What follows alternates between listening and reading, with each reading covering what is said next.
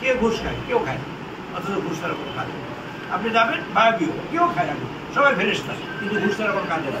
তিনি চান এই যে হিংসা, বিদ্বেষ বা একজন আন্দোলনের প্রতি যে আক্রোশ, সেটি নিরসন। আমরা এই দেশটাকে এমনভাবে তৈরি করবো, এই দেশে মানুষ যেন পৃথিবীতে মাথা উঁচু করে বলতে পারে আমরা বাংলাদেশের মানুষ। এমন পরিস্থিতি করবেন এই দেশের মানুষ এখন অভিযোগগুলোতে দেখেন, আমরা তো সমস্যায় পড়েছিলাম, পড়েছি এটা জানেন, সব জায়গায় ঘুষ ছাড়া কোনো কাজ হতে পারছে।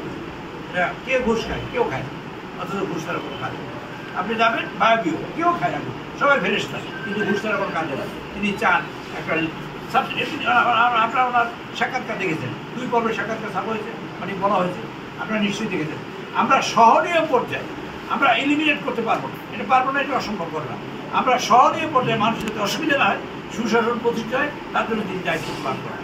তারপর তিনি বলেছেন, এই দেশে বলেছেন একটা কথা আপনারা শুনেছেন, যে এখানে শেখ হাসিনা পালিয়ে গেছে, আপনার তার প্রতি কোনো হিংসা আছে কিনা, বিদ্বেষ আছে কিনা।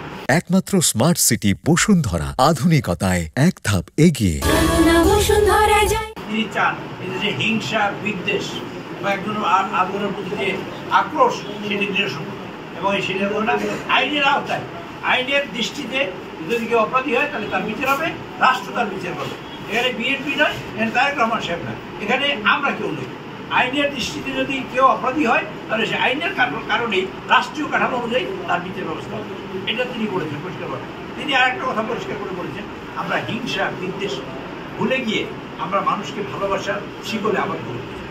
এই দেশে মানুষ, আমরা অনেক মানুষ, আমরা প্রায় 20 কোটি মানুষ, আমরা বলি অনেক সময় অনেক বিখ্যাত আসে, বিজ ইনফরমেশন আসে, নানান কিছু আসে।